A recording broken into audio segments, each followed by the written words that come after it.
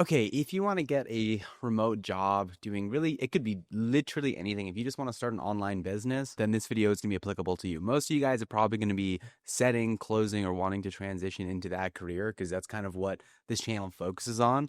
But inside this video, I'm going to be detailing some of my 2025 remote goals. Okay, what's going on, beautiful peeps? Inside this video, I'm going to be detailing my 2025 remote lifestyle plan. Yes, I already know like we're halfway through the year, but there's still a lot left of the year in which I want to detail. And the reason why I wanted to make this is because so many people get a remote job and they end up living the same life that they had before, not going after any of the original goals that they had set when they got into the space. And me and my partner Vera, who is also she's an appointment setter, just landed a role doing $2,000 a month in a base, and then she's going to have an extra maybe 4 or 5 grand in comms. We both fall into that as well.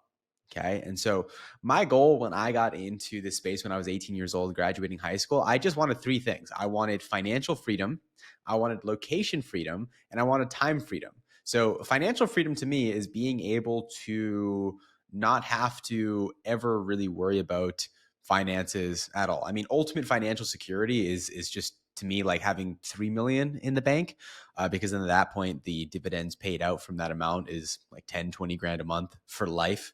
So that's ultimate financial freedom.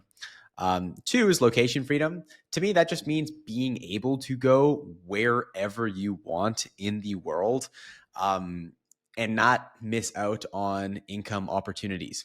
Okay. And then lastly is time freedom. So that's just like being able to control your day, what you want to do, how you want to do it. I remember Vera, when she first got into this space, she was so excited, like planning her schedule and how she wanted to reorganize things. And I saw her over the course of a month or two.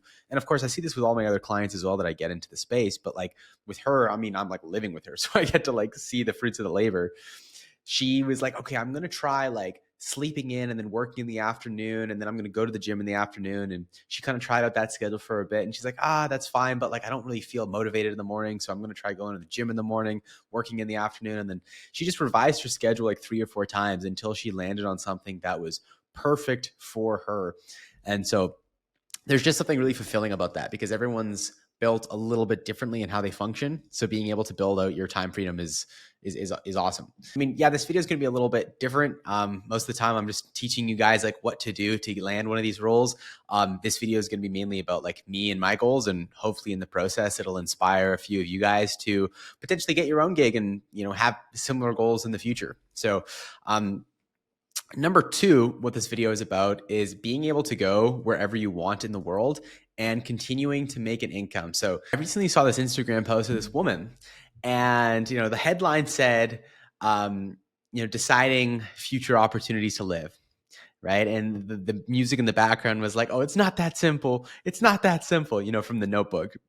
And on the left side, the title, it said, countries with amazing weather, amazing food, amazing atmosphere. And then it would link like Spain and Portugal and Italy. And then on the right side, it would list countries with like good job opportunities and, shitty weather. And it would be like Switzerland and Germany. And so when I saw that, I'm like, I mean, that's totally true. Like if you want to move to a country to make a lot of money, you're probably not going to go to the countries that have like the nicest weather, the nicest food. I mean, you're going to go where the money flows. But being a remote worker, you can have the best of both worlds. Like you can make American income wherever you are. And so you can just go to like the nicest countries to eat and live and be at, but just not be tied to their economy, which I don't know, for some reason that just stuck out to me. And I thought, wow, like I'm actually pretty grateful for the work that I get to do. Now, just before I kind of get into my plans and my girlfriend's plans for the next year here for 2025, I just want to detail a few things with you guys about like why we even want to do this in the first place. Because like I said up here, I mean, people have these goals, but they don't do them. And there's a reason why people don't do these things that they set out to do in the first place. Okay. And the reason is because they just get so focused on making more money and they focus on actually like doing things with that money.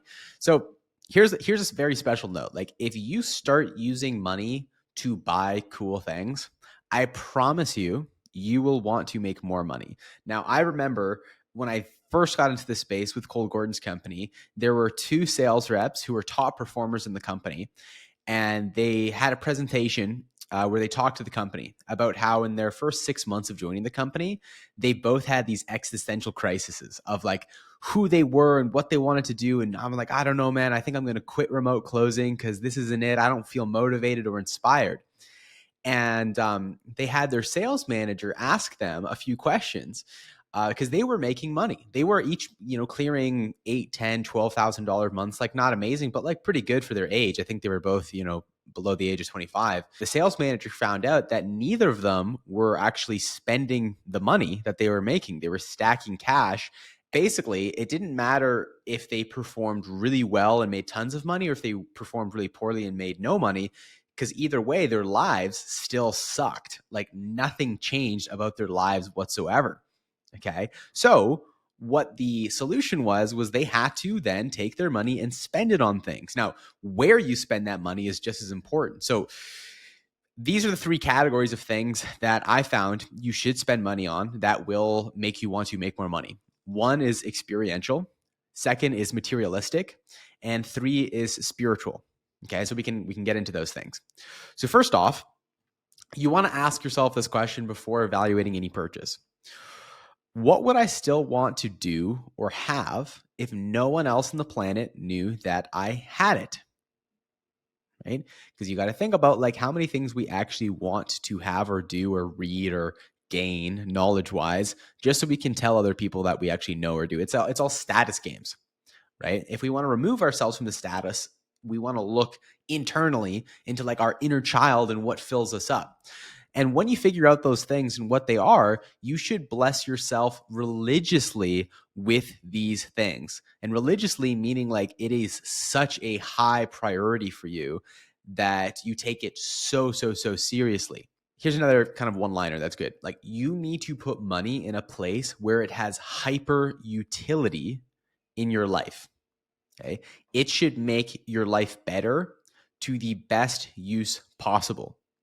Okay. So where do you have the most utility in your life? I'll give you some examples. So experientially, I know, for example, what I like doing and I know what I don't like doing. I don't like doing laundry. I don't like doing cleaning. So what do? Well, I pay more for like, I really cover everything bill wise for me and my partner, Vera. And because of that sort of exchange, she takes care of laundry and she takes care of cleaning. But when I wasn't dating Vera, I would literally pay someone to deliver me pre-cooked meals, and I would pay someone to do the laundry too, because I hated it so much and I could afford spending to not do those things anymore. Materialistically, I know what makes me happy. So like I like weird decor, for example. Like I just moved into this place, so there's nothing really behind me. But I like having a gumball machine, and I had like a cotton candy machine, and I've got like a cow's head somewhere in my place, and I have like a cow rug. Like I don't know, just like stuff like that in my apartment. Like I like it. I like looking at it, and it makes me feel more like myself. And then I also like scents, lighting, gadgets, like anything that appeals to the five senses. Like I'm really into like Bath and Body Works, like soaps and candles. And like the lighting in my place is all, color controlled and stuff like that. Like I like things that are like moody because I like affecting my mood too. So I spend money on those things. And then spiritually, I know the kinds of people I like to be around, and I can use money to be around these people. So for example, this summer, I live in British Columbia in Canada, about 3-4 hours from my house. We have a fantastic sort of like winery vineyards in Kelowna, BC. And I really want to take me and 5 other friends to do a wine tour, right? And whether or not those people can afford it or not, I would use money to cover them, because that experience for me just fills me up and it makes me feel like, yes, like this is awesome. That could also just be as simple as covering a dinner for everyone in your circle or something like that, right? You have the money, do those things that fill you up, right? Now, with that out of the way, let's get into the 2025 remote lifestyle plan so we can get more of it in our life. The first thing here is Sienna, Italy. Okay, so you can see right here, this is Sienna, Italy. Sorry, I'm going to move these pictures around. So you can see here, this is Sienna, Italy. Okay, these are some photos I got online. And what I really want to do this year is I want to do like a 30-day Sienna series where like I start with $0, I land a new setter or closer role, and I survive in this town solely off of commissions.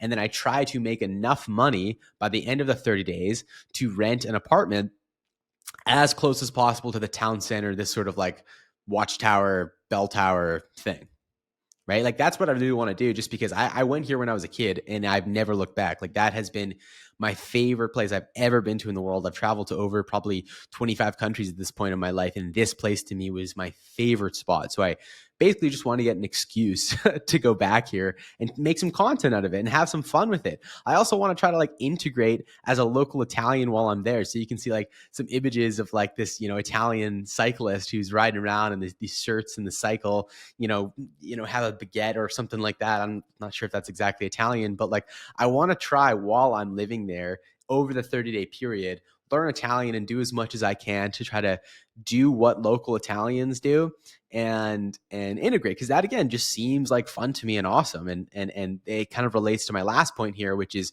I also want to evaluate the Italian property market for potential investments and renovations. So I know like when I'm in my mid 30s, I would love to purchase like 100 acres in Tuscany, a house like this that has obviously multiple homes on it that I can have family, stay at and live at and kind of be like the core person responsible for that property.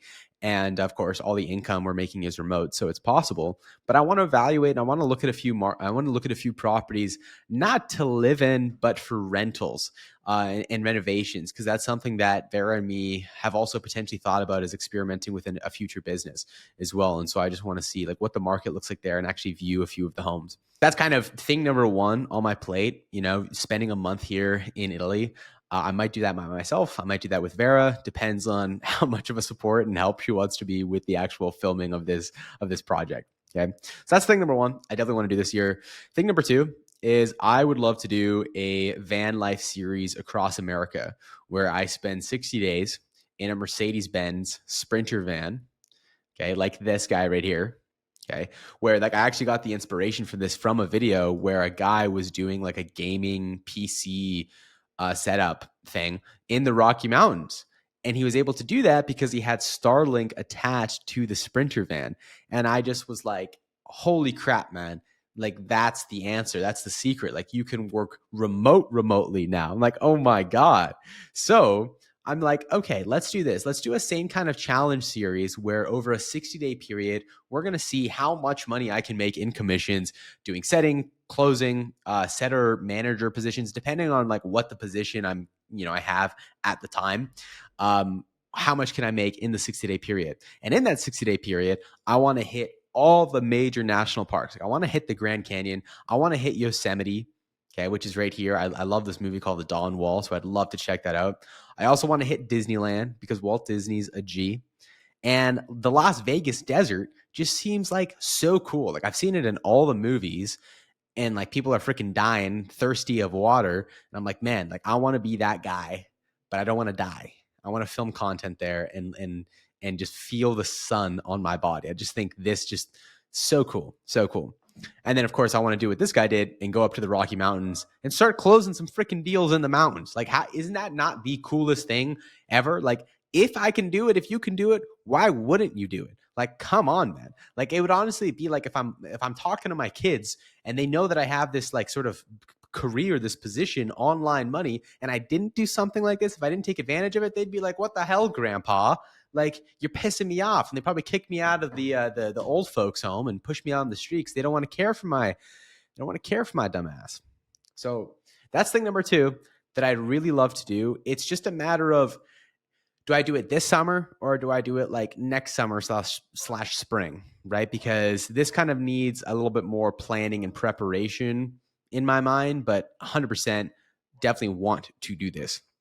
And then lastly here, Lisbon, Portugal. So this is arguably the most important trip of the year simply because we want to do 4 months in Portugal, Vera and myself, and we want to evaluate the opportunity of moving to Portugal, whether that be Lisbon or Porto. right? And that's just because Vera has she has family there, so I'd love to meet her family there. And it just seems like a beautiful country.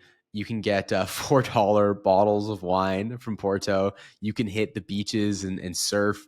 And I want to view the horse ranches there as well, because Vera has a horse right now. And if we move there, she's definitely going to need to have her own horse while we're there. It's beautiful. It's very, very beautiful. And we want to like mock live there for 4 months to see how we like it, to see if it's nice, and if we want to stay there.